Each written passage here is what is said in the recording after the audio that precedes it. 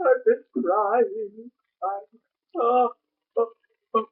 Anyway, sorry. I'll try to keep going. Woo! Woo! Oh, hold on. I'm just kidding. Okay, page 79. We used to talk about everything, the good and the bad. Now my eyes fill with tears. I just need to talk to her. I think of my stepmom. You can talk to Charlotte. I pat his hand awkwardly. Charlotte's great. I'm lucky she came along. His voice trails off. But it's not the same. I know, Dad. She'd know exactly what to say to you right now. She was so good at that. He pats my hand carefully so he doesn't mess up the tubes in my arm. In my arm, I mean. Remember when you were a kid and were afraid of the dark? I thought you'd never sleep all night in that room by yourself. Yes, I smile at the memory. She always asked me what exactly was I afraid of. Gotta make sure this is still recording. I hope it is. And you said? One time I was afraid all the door hinges would turn into snakes. One time I was afraid of the seven dwarfs marching down the hall with shovels. One time I said I was afraid of fear itself. I think I heard that one on TV. She never laughed. She never said I was crazy. She would just sigh and lead me back to my room, and she'd wait there on the side of my bed until my eyes were simply too heavy to keep open anymore. Then I'd yell for you to go to sleep, Dad says, and for your mother to come back to bed and turn out the light. But do you know what she'd always tell me before she left? I asked. He shakes his head. Your dad's not mad at you. He's just tired. As usual, she was right. We sat there for a while in quiet, waiting. I've never been that great at waiting. Like when I was a kid, and sometimes even now, I could never wait for Christmas.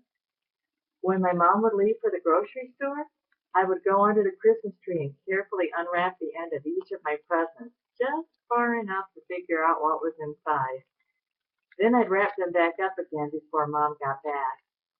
It actually kind of ruined Christmas, but it took away the whole waiting thing. The hard thing about waiting is the not knowing how it's going to go. That's what makes me really crazy. It could be great, like the doctor saying the test results are back and all the cancer is gone. Or it could be really bad, like the doctor saying something terrible, something you can't even imagine. But you're just supposed to go about your life like that waiting thing is not hanging over your head every single minute of every single day. The sound of laughter and murmuring voices drift in from the hallway. Rat comes back and stands beside my dad because there is only one chair in the tiny pre-op room. Anything happen while I was gone? He asked. Not really, I say. We're just talking. We're just waiting. Sorry. The curtain is flung open, and the nurse with the smiley face scrubs his back. This time she is with a tall man with blue baggies on his feet that make a swishing sound when he walks. I wonder if the baggies are to keep the blood off his shoes. That kind of freaks me out. Baggy man introduces himself as Dr. Boyette, the anesthesiologist, and shakes my dad's hand. He has a big syringe with him, and he grins down at me like he has brought me a piece of chocolate birthday cake. How you feeling? A little nervous, I say. Nervous is normal. You'll never be normal. That's skinny. Time for the good stuff. Dr. Boyette sticks the big syringe into the tube sticking out of my arm and pushes the plunger. That should take the edge off. How long before I start to feel something, I ask, but before I can even finish the question, my head starts to feel lighter, like it just floated off my body. Oh, there it is. My dad laughs nervously. Now that didn't take long. Say your goodbye, Smiling Face says. They'll be here for you any minute. Rat's face is serious, but he gives me a fake smile and a little wave, then steps back out of the way so my dad can move closer. A shadow moves behind my father's shoulder. With the fuzziness seeping into my body, I can't see clearly, but I know who it is. My constant companion. I should introduce them. There's something I've always wanted to say, Dad. He leans in and pats the top of my plastic-covered head. What, Peanut? I should be worried about something, but I'm not. I feel fine. Better than fine. Dad, I say. My mouth is dry. I lick my lips and try again, louder. Dad, I'm right here. There's this fairy thing that sits on my shoulder and whispers in my ear. Bad things. He thinks you're crazy talking.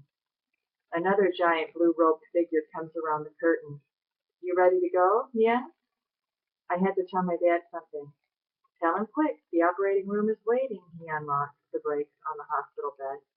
My dad clears his throat. I love you, Ever, he says, and kisses me on the cheek. I can hear her, Dad, in my ear. He nods and smiles down at me. He thinks it's a drug. It's skinny. More people come into the room. I try to focus on my dad, but they start to roll the bed out from behind the curtains and down the hall. I'll be here when you get back. He waves at me until the big door swings shut behind my rolling feet, and he's gone. I need to tell him, I mumble. The operating room is freezing. I know it, but I don't really feel it. People move all around me. Some talk to me, others don't. They count to three and pull me over onto a flat table. Lying on my back, I squint up at the big light. Someone behind my head says, I'm going to put this mask over your face now, okay? I guess I say okay because the mask comes down over my nose and mouth.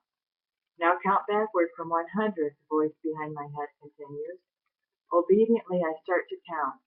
100, 99, 98. Her name is Skinny, I say. Then everything goes black. See you in the next chapter, Kiara.